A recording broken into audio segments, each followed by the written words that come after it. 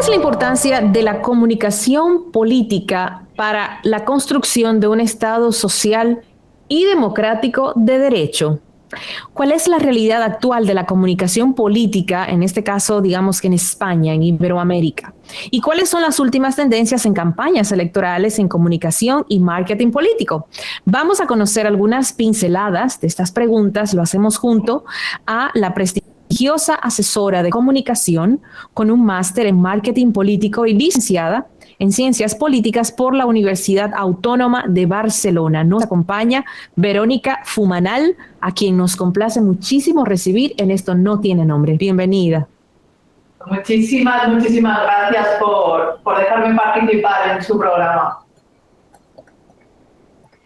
Vamos a empezar, Verónica, por explicarle a nuestra audiencia por qué es importante la comunicación política para construir un Estado social y democrático de derechos. Pues fíjate qué pregunta tan interesante, porque es cierto que la comunicación política lo que hace es permitir que se democratice la política. ¿Por qué digo esto? Porque la política puede parecer una cuestión menor, una cuestión banal, pero es una cosa bien compleja, bien complicada. El lenguaje administrativo es complejo, los procesos de aprobación de leyes, los órganos son muy complejos.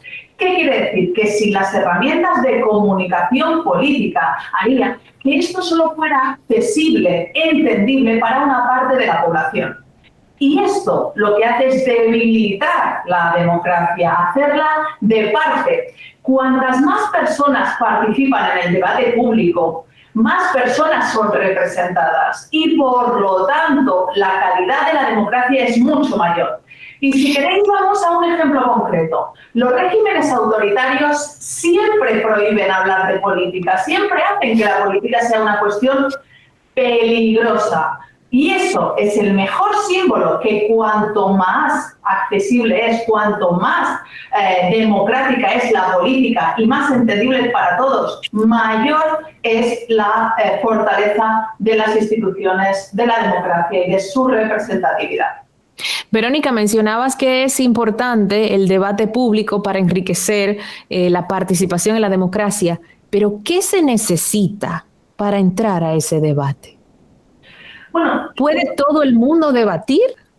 Absolutamente. De hecho, la base de la democracia es que somos todos igual de importantes para un debate público. Las democracias representativas están validadas en el hecho de que todas las personas, independientemente de su nivel sociocultural, de su educación, de su ideología, de su color de piel, independientemente de todo esto, somos iguales ante la ley y, por lo tanto, tenemos los mismos derechos pasivos y activos de representación. ¿Qué quiere decir con esto? Que si una persona, cualquiera de ellas, en cualquier país democrático, piensa sobre un determinado tema, sobre una determinada cuestión, un tema, va a poder ejercer con su derecho al voto ese ejercicio de representatividad. Va a escoger a aquellas personas que mejor representen su posicionamiento. Es por ello que la comunicación política es una herramienta que democratiza, que amplía los derechos de los ciudadanos, porque hay una cuestión muy importante, Miralba. Cuando alguien no entiende una determinada cuestión, no la focaliza, no se para a pensar sobre ello, porque considera que es una cosa que le es ajena. Por lo tanto, ¿qué hacemos los consultores en comunicación política? Hacer que esos procesos, que son bien complejos, se hagan más entendibles para todo el mundo y, por lo tanto, tengan más herramientas para participar y sentirse involucrados en esos procesos. Una pregunta, con el permiso de Miralba. Adelante.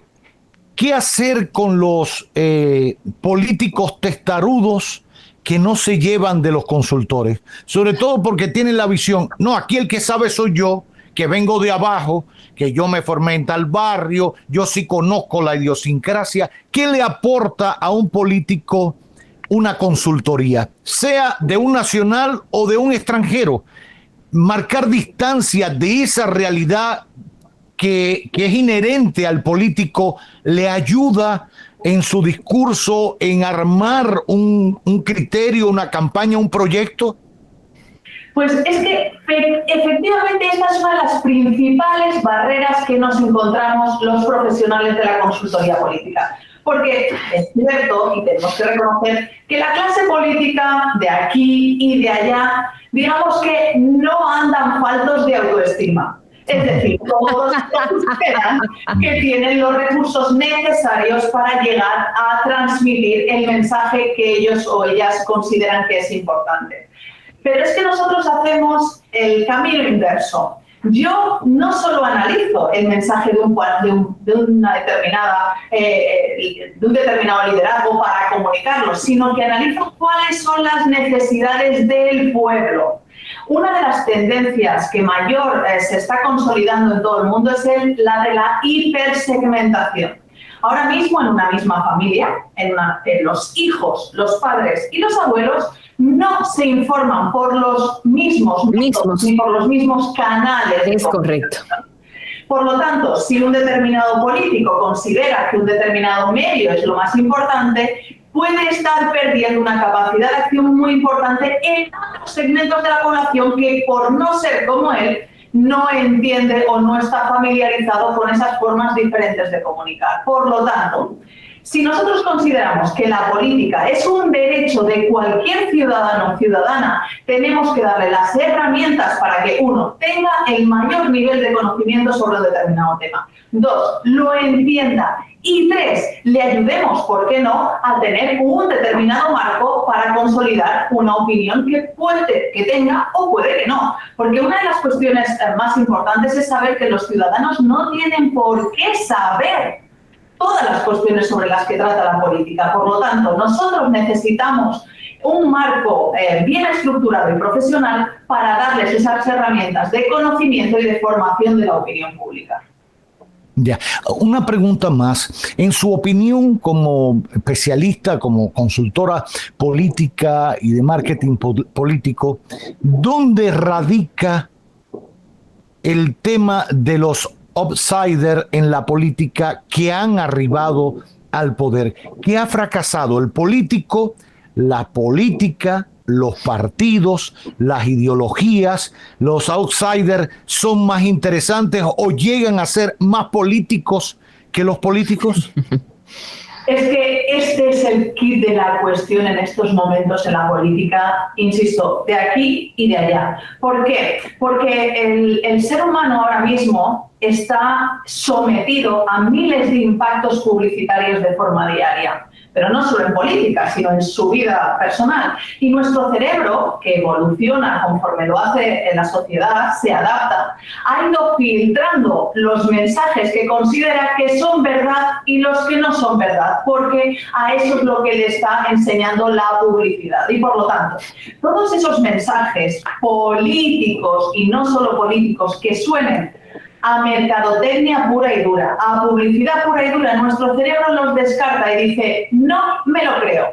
Y ahí nace ese fenómeno que acabas de erradicar, los outsiders, los que dicen que no son políticamente correctos y que hablan de una forma muy llana y en ocasiones frivolizan la complejidad de los problemas, estigmatizando determinados colectivos, por ejemplo, o aplicando soluciones fáciles a problemas tremendamente complejos. Eso es populismo. Sí, eso es una parte del populismo, pero el populismo no se tiene que confundir con la demagogia. Yo siempre hablo que el populismo es hacer accesible la política a todo el mundo. De hecho, el arte pop del siglo pasado era una concepción que no frivolizaba el arte, sino que lo hacía extensivo a todo el mundo. Así es. Entonces, hay muchas veces que se confunde el populismo con la demagogia, que la demagogia es utilizar soluciones retóricamente sencillas a problemas tremendamente complejos. ¿El populismo tiene que ser necesariamente malo? No. ¿Puede estar acompañado de un alto grado de demagogia? Algunas veces sí. Por eso, cada vez que nosotros hacemos pedagogía entre la población sobre un determinado tema, les estamos ayudando a filtrar. Y un tema muy interesante en el que no hemos hablado, que es las fake news, ¿no? Yo, como presidenta de la Asociación de Comunicación Política de España, muchas veces tengo que enfrentarme a este debate, pero ustedes, los consultores, no son aquellos que han hecho las fake news, campen a sus anchas. Y yo digo, no y sí. Igual que un bisturí lo utiliza un médico para salvarle la vida a alguien, la comunicación política se puede utilizar en un sentido positivo y de una forma ética y moral, que es para ayudar a que se democratice, a que se amplíe el radio de acción de la política institucional y representativa, o se puede utilizar, como hemos tenido casos sonados, ¿no?, como el de Cambridge Analytica, para manipular a la población a través de mentiras. ¿Qué es lo que nos va a salvar, lo que le salva al ciudadano de la fake news? El conocimiento, ser ciudadanos críticos, libres, con muchas fuentes de acceso a información para saber diferenciar lo que es una información, un contenido patrocinado, de un contenido manipulado. Por eso es tan importante la comunicación política en estos momentos, porque hace a los ciudadanos más competitivos a la hora de enfrentarse a las fake news. Una pregunta más. No sé qué ha podido estudiar de la política doméstica, ¿no? Pero República Dominicana es como un pájaro raro en este hemisferio, porque cuando muchos países se han ido transformando y han ido transitando por otras experiencias en la política, partidos que fueron en su momento lo más grande, ahora casi ni lo son, COPEI, todo lo que pasó en Venezuela, otros movimientos en Colombia, mire lo que pasó el fin de semana, mire lo de Perú, bueno, toda esta dinámica, incluyendo el comunismo en Chile. Un partido comunista en Chile, que no es lo mismo que el comunismo, pero un partido comunista que gana unas elecciones en Chile con aliados. República Dominicana, algunos dicen que se salva de esto porque sigue manteniendo unas estructuras políticas viejas, el PRD con no sé cuántos años, fundado en Cuba, PLD, Partido Reformista Social Cristiano, ni hablar. Algunos son como una entelequia, es como un fantasma porque nada más salen cada 4 años a la calle. ¿Qué pudiera pasar con estos políticos y estas estructuras partidistas en la República Dominicana, en medio de este contexto internacional donde a veces se pone de moda ser diferente, aun cuando no se sepa a dónde va la diferencia, pero la gente se monta en eso? Vamos a montarnos porque ahora es elegante salir sin corbata. Y esto ahora todos los presidentes andan sin corbata, Abinader, Gabriel Boric y todo el mundo, el otro con un sombrero, todas las cosas habidas y por haber. ¿Esto a dónde nos lleva? Realmente, si ha podido evaluarlo, la política y los políticos en Dominicana están anquilosados, están atrapados en este facilismo de hacer la política en medio de cierto desconocimiento en la población con la política.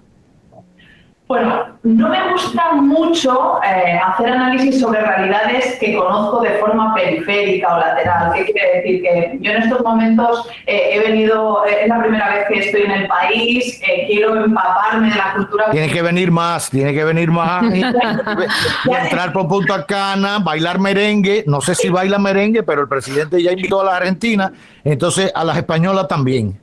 Yo bailar no lo sé, pero sí que es cierto que la política es algo que me apasiona, conocer realidades en profundidad me apasiona. Yo le puedo decir algunas, porque justo el fenómeno del que me has estado hablando es un fenómeno que ha pasado en algunos países en Europa y puedo decir qué es lo que pasó allí. Es decir, en España, por ejemplo, no se ha acompañado los fenómenos que han pasado, por ejemplo, en Francia o que han pasado, por ejemplo, en Grecia, ¿no? Donde los partidos tradicionales se hundieron. Macron es un líder absolutamente presidencialista con unos partidos, por ejemplo, el Partido Socialista francés de François Hollande, es decir, de grandes dignatarios, ahora mismo está quinto y sexto en las encuestas sin ninguna posibilidad de pasar a segunda vuelta. Y en cambio los republicanos, es decir, el Partido Conservador, parece que ha podido hacerse con un liderazgo femenino, muy importante esta tendencia, muy potente.